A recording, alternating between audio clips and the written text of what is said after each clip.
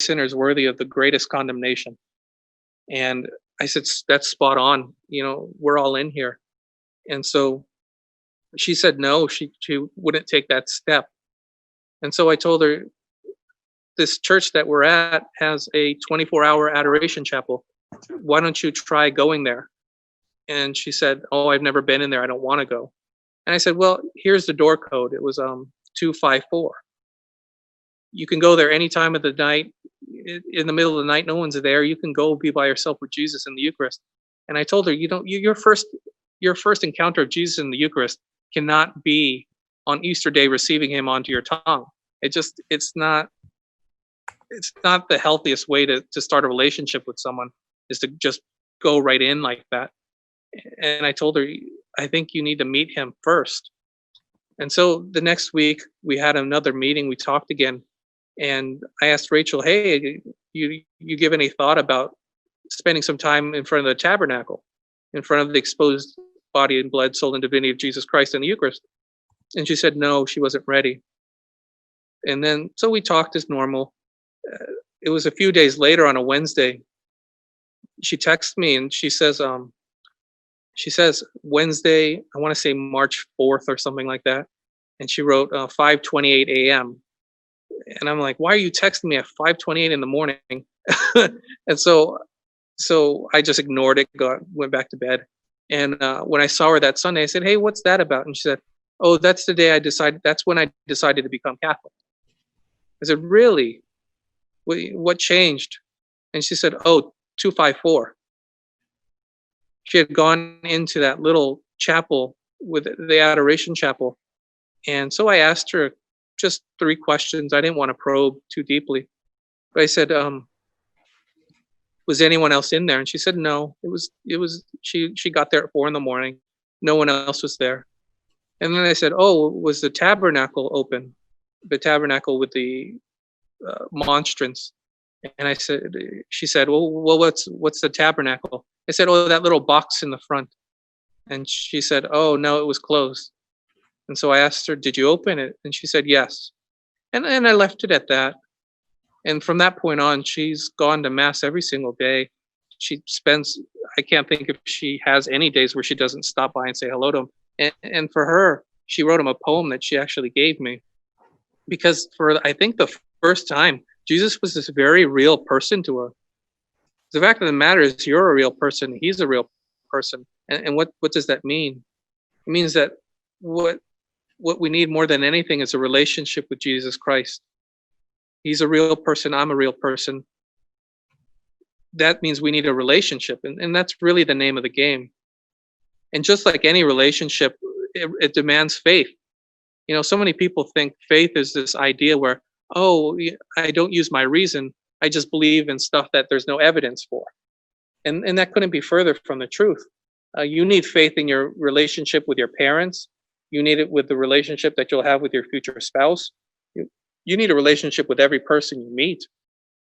You see, faith is the willingness to believe that someone is who that they say that they are. Faith is a willingness to believe that someone is exactly who they say that they are. Imagine one day you see someone across the room and you're immediately attracted to him or her, and you're attracted to one another. And so you find out what their name is from a friend. You have mutual friends and go, "Oh, who's that?" And they might tell you their name. And so maybe you might go on Google and Google their name. I don't know, maybe you're a creepy stalker. And so you look them up and you check out their Facebook and you're like, "Oh, that's interesting. Oh, they got an Instagram too? Okay. Oh, look, I can follow his tweets or her tweets. Fine, super duper." And you might get to know a lot about that person, right? You might know some facts about them. You might even know what they believe a little bit. And then one day, you get the courage to meet the person. You say, I really want to get to know you. And suddenly you're deepening this relationship. And one day, he or she tells you something that no one else knows. Nobody else in the world knows. And that's when faith comes in. Your significant other might tell you something so earth-shattering, and it was really a big deal for them to open up to you. And you found this new level of intimacy, and they tell you something remarkably profound. And here's your faith. Do you believe them, or do you not believe them? It's the same with God. Here's God going, "Hi, I'm here. I love you. I care about you. I want to do what's best for you. Do you believe him?" Well, my faith makes me say yes. My faith is, yeah, I'm going to believe that God is exactly who he says that he is. So we've established that we need faith and we need this relationship with Jesus Christ. And it's a profoundly deepening relationship. It's always growing because it's between a real person. It's between you, a real person, and him, a real person. And that really gets me to what my talk is about. That's kind of the foundation for where we're going to go from here. You know, I was asked what I wanted to title this talk, and I remember thinking about it, and I've come up with this.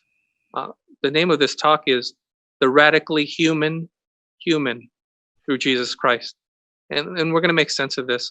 The radically human through Jesus Christ. The idea being that I need Jesus Christ to be the full person I'm meant to be. That to be truly human, I need to be in line with Jesus Christ, that I'm actually learning from him and growing with him and filled with his blessings and his graces.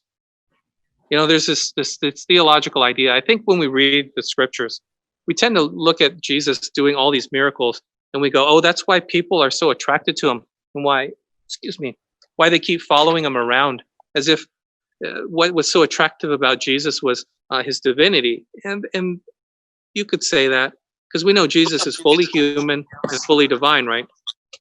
But I think there's a lot of merit to the idea that what was so attractive about Jesus was that he really knew what it meant to be human. He understood what it meant to be human. And I think we looked at him and said, you know, I want what he has. I think we see that with a lot of holy people. I know in my own journey, seeing happy priests was super important to me, even considering the idea of becoming a priest. If I saw a bunch of sad, really sickly priests who just hated their life, no one should sign up for this. No one would sign up for this. But the same reason a Christian becomes a Christian, because they see a very human Christ who seems to have it all figured out. And so when I talk about the human, what I mean is a human who's actually living out what humans were supposed to be. You know, God made us in his image and likeness. And so he had a plan of what we were supposed to be. And through sin, we fall short, and we don't measure up as to what we could be. And so I want to look at attributes of the human and then see, are we meeting those? Do we have those? Are we fighting for those even? Because I'll start with this. The human is remarkably free. He has freedom. She has just an enormous amount of freedom that God respects. God respects our freedom so much. Now, the problem here is we need to define freedom correctly. We tend to define freedom with the rest of society, and we think, oh, well, freedom is when you can do whatever you want whenever you want. That's not true. That's not true. That's called license. And license just says, I can have whatever I want whenever I want, and that I can be free of consequences. I can be free of any relationships outside of me. That's what the idea of license is. Whatever I want, whenever I want. Every choice is available to me. Okay, that's nice. License sounds like a good thing, but what we're aiming for is freedom. Now, freedom is different because it always has a direction. Freedom always has direction. There's certainly choices, but freedom comes with commitments. You know, think about this. You go into a store and you see that there's 800 different types of cereal, and you want every single one of them. What you end up doing is you try to grab the one on the right. You try to grab the one on the left top shelf. You might go to the one behind you, and so you're grabbing at everything. And what you find yourself doing is suddenly you haven't gotten anything. You stood still the whole time. You know, I went to the right to grab the Lucky Charms, and then I went to the left because I didn't want the Lucky Charms. I saw the Captain Crunch, and then oh, behind me is the cookie crisp, and suddenly I've just turned in circles. I haven't gone anywhere. But that's not freedom. Freedom has a purpose. It needs to get me somewhere. Freedom has a direction. And so the truly free person has commitments. They make commitments. My brother, I have a little brother. He's a year younger than me, and he was really against the idea of getting married. He's been married now for over 2 years, and he's very happy. And I think I was just entering seminary, and I was 27, he was 26, and he just said he'd never wanted to get married, and he said he wanted his freedom. And I remember laughing, maybe rudely, maybe didn't like that, maybe that was offensive. I don't care. It's my little brother. I can do what I want with him.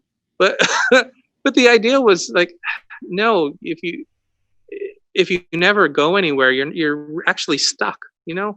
Your life hasn't gotten any better. You've just gotten older. And I said, think about this. Imagine that you're in a hallway, and every door in this hallway, there's doors on every side. Now imagine that you go through one of those doors. And once you go through one of those doors, you find another hallway filled with doors. And so you go through that door. I think that's how you get somewhere. And if you have a direction and you know which way you want to go, you'll get there. You'll get there. But if you stand still just going, I don't want to choose any door, okay, then you really haven't done anything with your life. With every yes is a million no's. I always tell couples this. I said, when you say I do to your wife or your husband, you've just said no to every other person on the planet. But you've opened yourself up to something really new. You've just gone through one of those doors, and now you're in a new hallway. And I told my brother, you'll find a wife, and you'll find a woman who loves you for some reason because you're the worst, but she'll like you even, and you'll go through that door, and you'll go together, and you'll realize how many new opportunities this new hallway has presented. You'll own a house. That's a new door. You chose it, and so you said no to every other house. And then you've had a child, and you said yes to this child, and that's changed your life immensely. And you're not trapped, but you're just moving somewhere with purpose. And so the human person is very free, but that freedom means commitments. That means not boundaries, but it means new horizons. And so you're moving in a direction. So where does this mean? And I liken the human to a journey. And so the journey, right away, we talked about it. The journey has a start. And so that journey is actually freedom. And it's not license. It's a freedom to excel. It's a freedom to become who you're meant to be. It's a freedom of excellence, to be truly great. Okay, then what? So if it's a journey, what's my direction? That's the first question. What's my direction? The second question is, am I even able to move? Do I have the power to move, to make decisions, to go forward into the next call? And then the third question is, okay, if I can move, how do I move? So the first question is, okay, what's my direction? And that gets me to this point. The human is holy. The human is a holy person. Does that mean they're pious? Ideally, yeah. But what does holy mean? Holy means set apart. Set apart for what? Set apart for good, godly things. We talked about this God making us in his image and likeness, and that's something he never takes away from us, but it is something we can throw away at times, and that's when we get into sin. And so the human is moving in the direction of holiness. In the 1960s, there was a big council. You might know that Vatican Council II. And in, I want to say, chapter 5 of Lumen Gentium, which is probably the biggest document of the 16 that were written in those times by our Pope and by many of the bishops and theologians. The chapter 5 is called the Universal Call to Holiness, that every single one of us is meant to live out one's vocation and to find holiness. You see, your vocation as a married couple is meant to, whether you're meant to be a religious sister or a religious man, whether you're meant to be a priest or a husband and wife, whether you're meant to be a single person, all of this stuff is meant to make you holy. I often get asked, why did you become a priest? Why'd you choose priesthood? And I said, well, this is the way I'm meant to love. This is how I'm supposed to love in the world. This is how I'm supposed to receive love. This is how I'm supposed to give love. This is how I'm supposed to worship God in love. And so it is for couples. In about 20 minutes, I have to go and do a marriage prep for this couple, and it's my first time meeting them. And one of the questions I always ask newlyweds or couples who are thinking about getting married is, what is your goal for each other? What is the purpose of your marriage? And the answer for them is usually, oh well, we love each other and we want to spend the rest of our lives together. Okay, that's good. That's a great answer. That should be the foundation. But where are you going with it? Is it accomplishing some purpose? And so my answer for these couples is, miss, your job is to get him into heaven, and sir, your job is to get her into heaven, and her job is harder than yours. And but the idea is that your vocation is meant to bring you sanctity. And I meet with so many married couples who talk about how they need to learn virtues of patience and kindness and and sympathy, and it's mostly because their wife is driving them nuts, or their husband, he just does stupid things all the time. It's often the latter, but but in that they're growing in their sanctity. Okay, so we have a direction, it's toward God. We've started on this journey. We have a direction, and it's towards God. Am I able to move? And that gets me to, excuse me, I keep dropping these papers. It gets me to that next point. Are you able to move? And the answer is, of course, yes. And that gets me to the point that the human thinks well. He's a good thinker. He or she is a good thinker. If you look at the Sermon on the Mount, Jesus doesn't give that many commands. They ask him, what's the greatest commandment? And he says to love God with all your heart, your soul, your whole self, really. And then to love your neighbor as yourself. And really, that's the underlying commandment to all the other commandments. And so when you ask people, why does the church believe the things that she believes? Why does the church have this stance on contraception or gay marriage or abortion? The answer is because we're meant to love God and our neighbors as ourselves. And it's really simple. No one would ever encourage a friend to have an abortion. Like no one, whether you think it's morally right or wrong, no one thinks it's a good thing to do, and no one wants a loved one to do it. And so it's important that we take the time to learn why we believe the things we do. And that's a fair question. That's a fair question to ask, why we believe what we believe. But more important than that, even, I think, is that you're a good thinker, that you are a good thinker. The church is not interested in telling you how to live your life. I don't want to live your life for you. I can't. I got my life to live, and I'm not even doing that good of a job at it. So I just don't have the time or energy to live yours too. What the church wants is and certainly does the church have content to their teaching? Yes. But the fact of the matter is the church is out there to make holy people, to make saints. And saints are, as we talked about, free. But that means being free to make your choices, but informed. I hope this is all making sense. But you see, I don't want to tell you what to think. I want to teach you how to think. It drives me up the wall with teens these days is that the world is so interested in telling you what to think. It wants to tell you what cool is. Here's what you should wear. Here's what you should look like. Here's the music you should like. These are the movies you should watch. These are the television shows that you need to see. These are the beliefs you need to have. The world is so interested in telling you what to think. And it's crazy that somehow the church is seen as the oppressive one.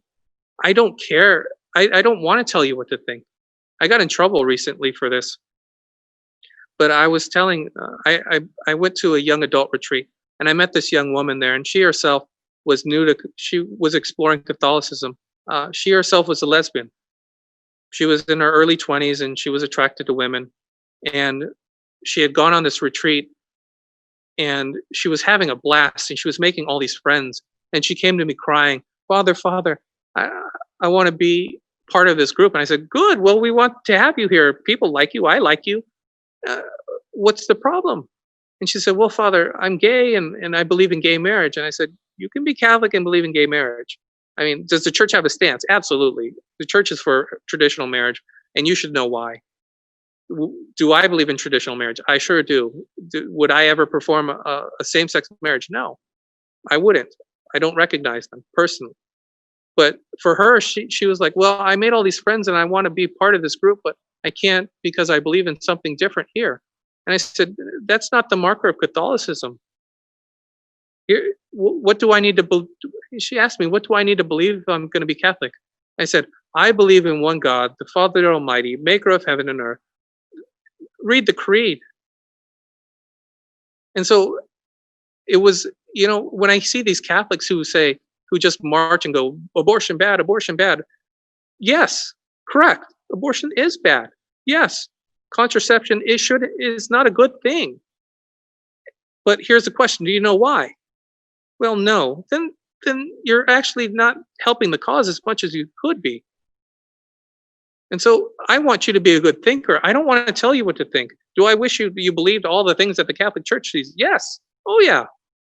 It would be great if you just were like, oh, I believe in exactly what the church teaches, and I'm obedient, and I know why. And I know why I believe what I believe. If I could get that from a person, I wish you would know how happy I'd be. But more important than anything is that you're a good thinker. And so, some of you are in college, some of you are going to college. College was a difficult time, not because, oh, you're trying to figure out yourself and you're trying to understand the world and you're trying to find your place. That's fine. But I thought college was frustrating is because there were so many people trying to tell you what to believe instead of just teaching you how to think and then going and finding what the truth is. You see, that's what a good thinker can do. A good thinker lives life and then pulls out the truth from it. The good thinker doesn't just automatically. The good thinker doesn't have a narrative in mind and then fits the world around the story they want to believe. No, the good thinker is out in the world and then pulls the truth out. That's what true wisdom is. And that's that's the only way you're going to be able to move in freedom towards God. The saints aren't trapped people. No, the saints were very aware of their freedom and they sought after God actively. And they were good thinkers. And you know what? Sometimes that rattled a lot of cages and that made a lot of people uncomfortable. Okay, good. And so I urge you to learn how to think. And if you want to, I can help you with that. I think one of the great ways is studying philosophy. Take a logic course if you go to college. You might hate it because it's kind of mathy, but it really is a good way to sniff out when people are telling you lies, or if people are trying to control you. I want you to be free to choose what you think is right. And that being said, that gets us to our point of you need a good conscience. Okay, you have a direction. You found out you're able to move. What about how you move? That gets us to the next point. The human relates well. The human has a good relationship with God, with other people, with creation, all of creation, and with themselves. So, the human is free. That means he's on a journey. She or he is on a journey. Okay, what's the direction? Holiness. Good. We got a direction that we need to move toward, and that takes commitments. And then that human is a good thinker, and that means he's able to make choices. He or she can actually move forward. They have the power to do that. And now, the human relates well to other people, and that's how we move about the world. When we navigate this world, we should deepen all of our contacts with other people. And it is tricky and it is hard.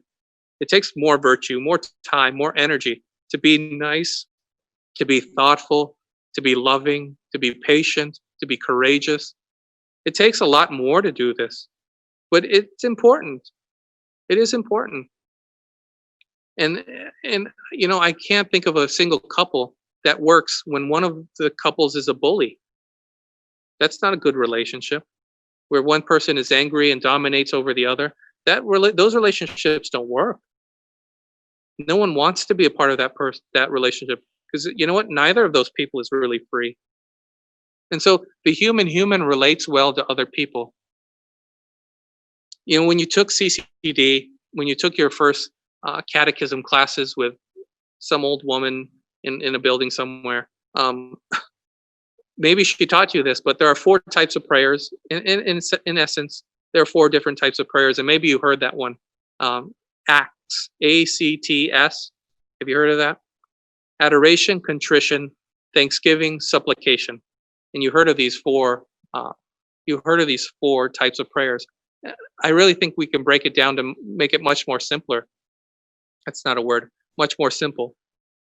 Adoration. I love you. Adoration means I love you. Contrition. I'm sorry. I'm sorry. Thanksgiving. Thank you. And supplication. Please help me. Supplication means please help me. And so I've said this before to some of you, and I'm going to say it again because I think it really is important to and essential to relating well to others and to yourself and to creation and even to God. But these four phrases are ones I hope you remember, and you say them all the time. The first one is I love you. You love a person for who they are, not what they do. I think that's when we get into trouble. Oh, I love this person. They make me laugh. Well, that sounds kind of like you're using someone a little bit. Oh, I love this person. They take me to work every day, or they drive me home at night.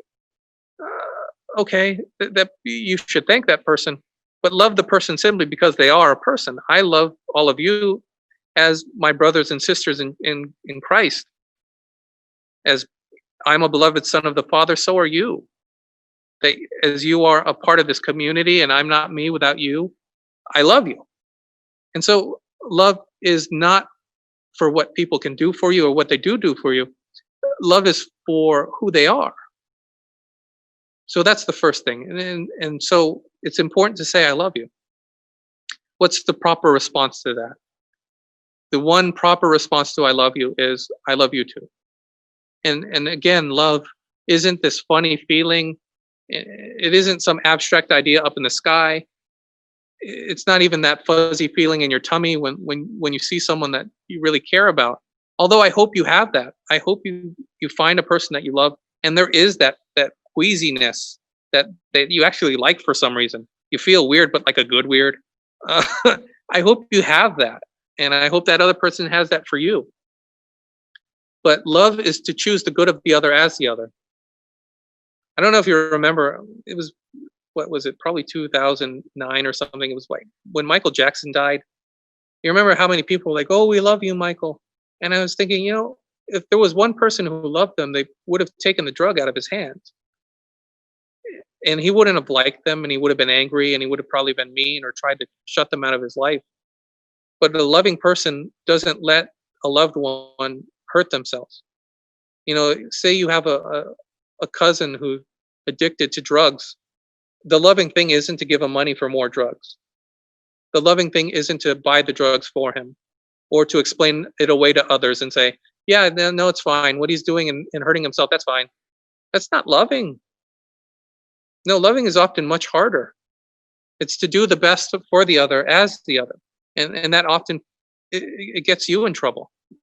And so, don't throw that around. When you say I love you and you return back, I love you too, don't throw that around. So that's the first thing. The next one is I'm sorry.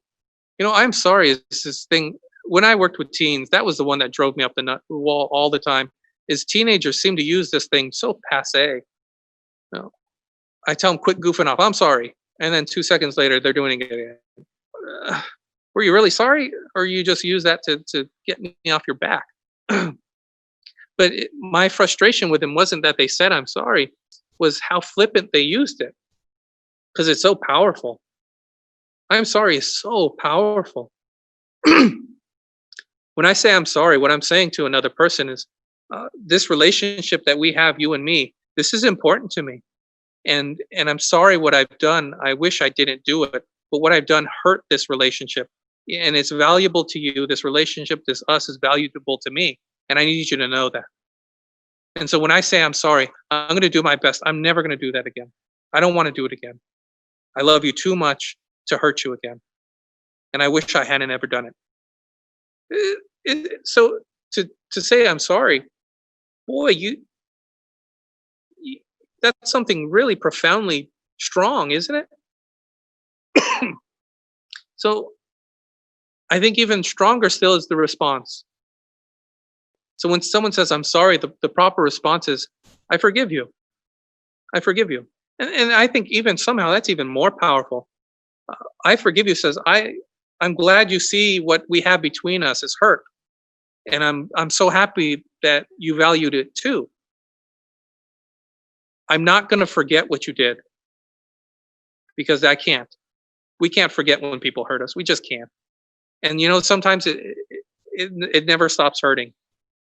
You know how many times I have women who come in, and uh, oftentimes it's wives, and their husbands cheat on them, and we'll be doing counseling, and he's apologized, and she said, "I forgive you," and then they'll be fighting about something else, and then she said, and then the wife will oftentimes say, "And 30 years ago, you cheated on me," and I just feel so bad for her, for one thing, because she's hurting, and that's real. That's a very real hurt, and I think which her lashing out comes out of a real pain.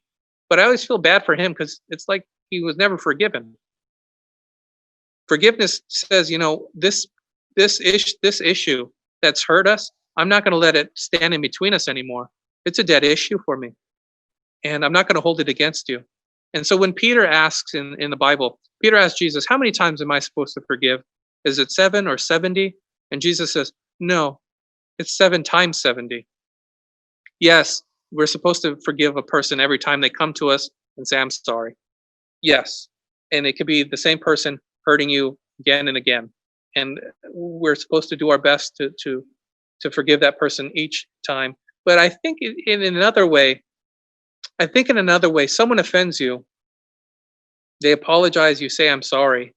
They say, "I'm sorry," and you say, "I forgive you." I think what Jesus is also saying is that every morning you wake up, you have to forgive that person all over again so that you're not holding it against them, so that you don't let it influence your relationship anymore. And I think that's so much more challenging to forgive someone every single day because let's face it, you're not going to forget. You will not forget that they hurt you. And chances are you're never going to fully heal. You'll never be the same. It might get easier the next day and then 10 years down the road. But the fact of the matter is, you're going to need to forgive them every single day. And that's a lot of weight to carry, but Jesus carries that cross. And so do you share in it? And I think that's what he means. And so that's the first one. That's the second one, right? 1, I love you. That's adoration.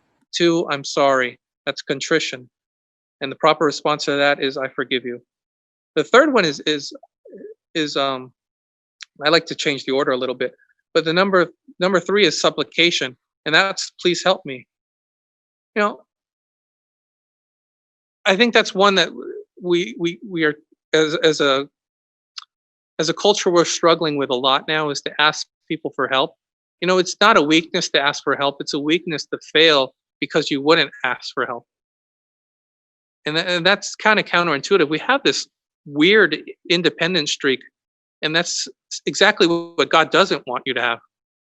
God's always saying, "Look at the little ones," and He's always talking about bring the children. What was so great about the children was the children knew that they were completely dependent on others. Children need others, and for us to think we can grow out of that is really it's really confusing. Like how much pride it takes to go, I never need another person for the rest of my life. Uh, I don't see that being very human at all. I I need people all the time, not just to do things for me, but just to be with me. I need to draw strength from other people when when I'm in the mucky muck. I need I need the company of other people's because I need someone to help me figure out who I am, really to help me understand the world. We need people for everything, and this idea that we don't is I don't know where that comes from, but it's rampant, and the human doesn't do that. And so be free to say, please help me. And of course, the proper response is, I want to help you. And we should want to help. Service is service. I think a lot of us will find greater fulfillment in serving others. No one's ever gone to a soup kitchen and go like, well, that was a waste of time. Like no one makes sandwiches for homeless people. Go, that was stupid. Like we just don't do that. Like we get something from it too, and it's a connection that's at the heart of why it is right. And so the last one I have is thank you. The last one is thank you. And again, take the time to say thank you. Gratitude is an attitude. I hate rhyming, but but gratitude is it lets the other person know that you thought of them and that you care about. One of the things I've stopped doing. Actually, let me get back. Well, I was out with the priest. There was about 4 of us. We went to Churchill's, a little bar on San Marcos Boulevard, and the waiter there kept saying, "I appreciate you." And I remember, I swear, I started that. I started that in San Diego. Like I know I did. I was in Oregon, and there was a monk there named Brother Andre Love. That's his real name, and he's covered with tattoos. And he was like into. I think he went to jail a few times, and he had some drug issues, and he had a lot of alcohol issues, and then he became a monk. And he asked, should he get all of his tattoos removed, and they said no. That's part of who you are. That's part of your story, and it's a great witness, and people need to see that. And anyway, Brother Andre Love, I worked as a barista in our coffee shop, even though I don't drink coffee. I made him this coffee, and he said, "Oh man, hey man, I appreciate you." And I remember thinking, that's weird. Like most people say, "Oh, I appreciate it," or I appreciate that." And he said, "No, dude, I appreciate people." And I said, "Oh, that makes so much sense to me." He's like, "Yeah." And I said, "Can I start using that?" And he's like, "Well, I hope you do, because everyone needs an attaboy."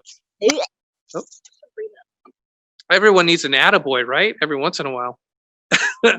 And so I started using it, and I think it's catching on, and I hope you start doing it. I appreciate you. I don't appreciate it. I don't appreciate that. I appreciate you. And it really does say that it's about the person who did the act, not the act itself. Because that's who I care about. I don't care about the act. I mean, I hope it's done, and I want it done, and I'm grateful that it's done, but I'm grateful to a person. And so the proper response is, you're welcome. That's something my dad really instilled in me, and I use that exclusively. That whole idea, no problem, no big deal, no sweat. We tend to do that, but think about it. Does it kind of downplay what someone's done for us? Kind of makes light of someone going out of their way for us. And so I urge you, use thank you and use you're welcome. And so those 4 phrases in every communication that you have with another person, with yourself, I hope you're saying these things even to yourself. I hope you say them to God. If you ever see me genuflecting, that's probably the prayer I'm saying. I just rattle off, "I love you, I'm sorry, please help me, thank you." And I hope you make that a part of your prayer. Sit with God. God, I love you because you are God and I am not. Add to it, Lord, I'm sorry for. That's why confession works. Confession works because it roots out the pride that says, I'm not sorry. And then saying, please God, help me. Be specific. And listen for him to say, I want to help you. Listen to him say, I do forgive you. And then to say thank you. And God does say you're welcome a lot. God will say that. He even says thank you. There's a story from a book that I have a bunch of copies for, because if there's ever a young man who's thinking about becoming a priest, there's this book that was influential for a lot of guys, and it was for me too.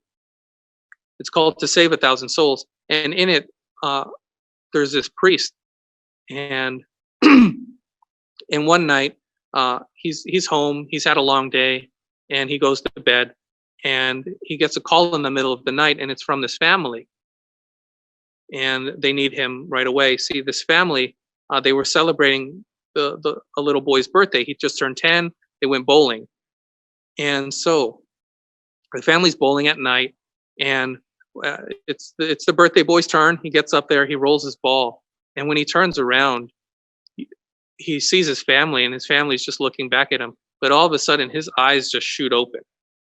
He knows something's wrong, and his heart ruptures, and he bleeds out internally, and he's dead before he hits the ground. And the family, of course, is in shock.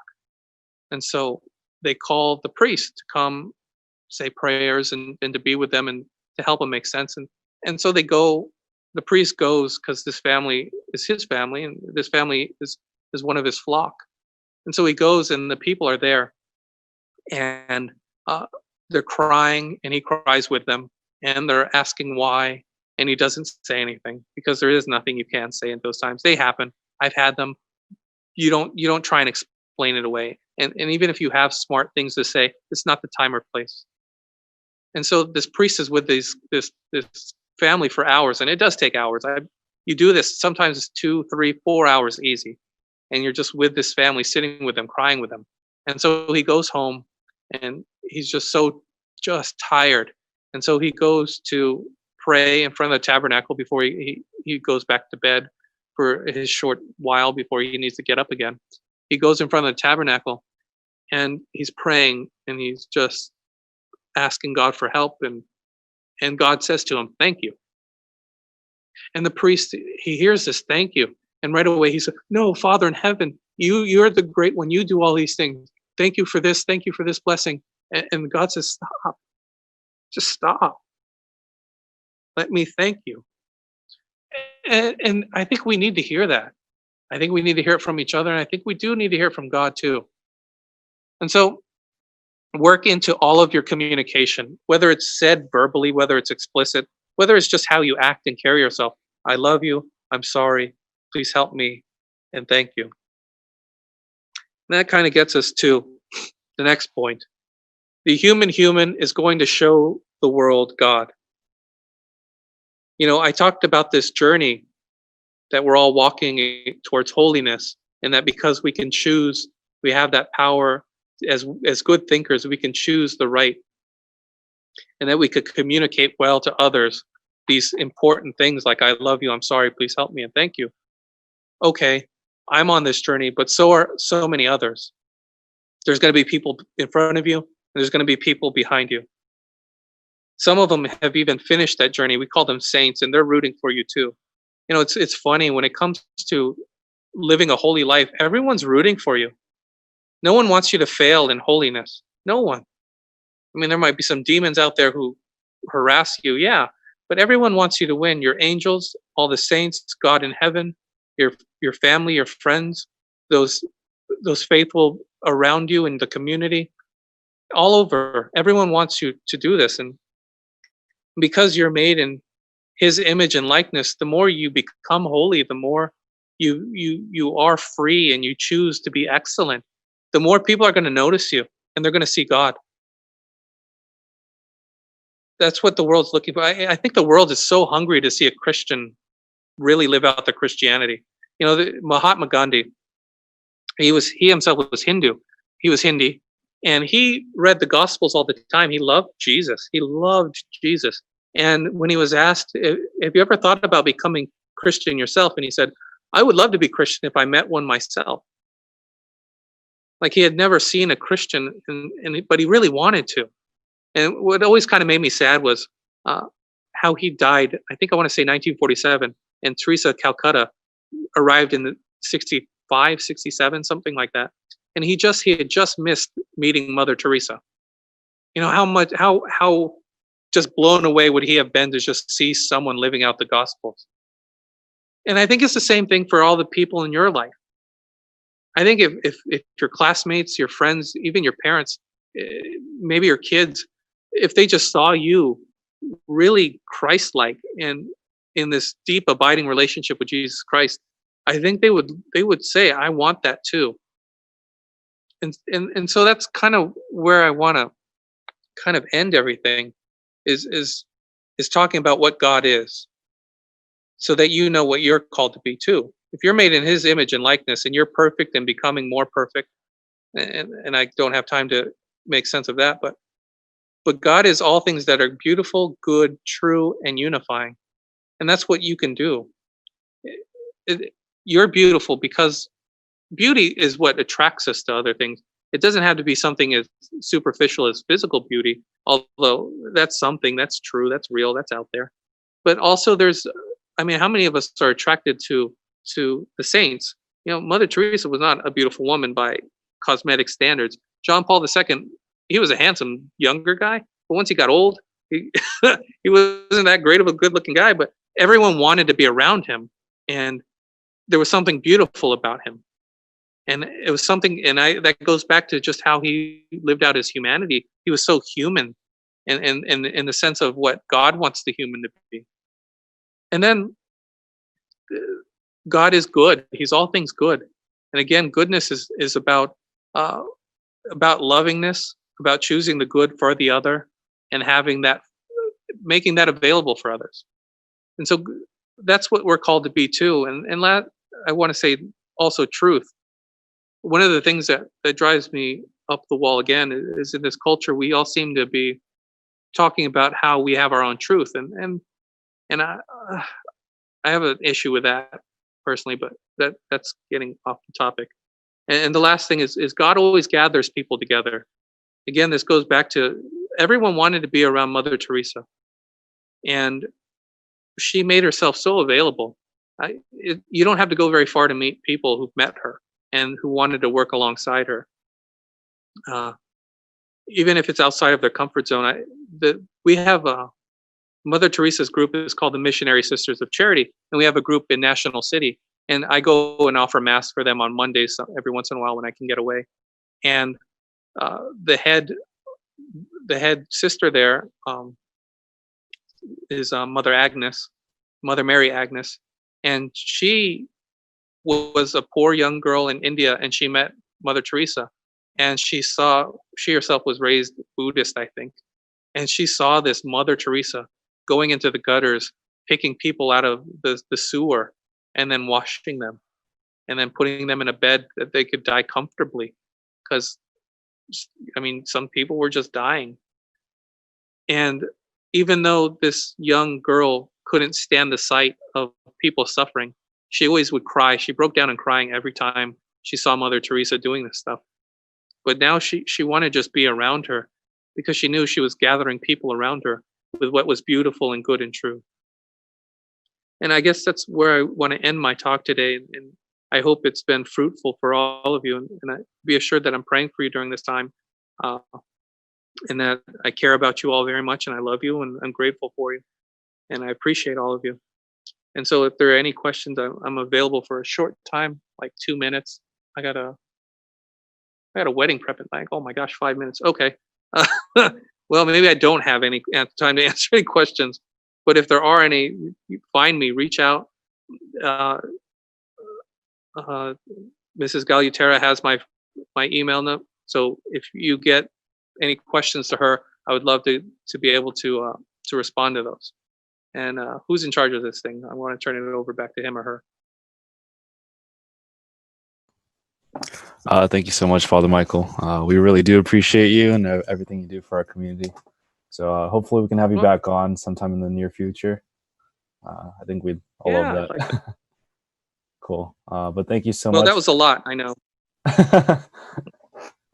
We hope you have a good wedding mass, and congratulate the. Oh no, it's a preparation for I think it's Uncle Roy's kid. Okay. Jerome Bacho. So. Awesome. Well, congrats to the future wedding groom and bride. So. There you go. Thank you again. I'm so glad to have done this with all of you. This was always a great treat for me. Thank you so much, Father Michael. Very nice to see you. And may Almighty God bless all of you, Father, Son, and the Holy Spirit. Amen. God bless you all. I'll see you soon. Bye-bye. Bye, Father Michael. You're welcome.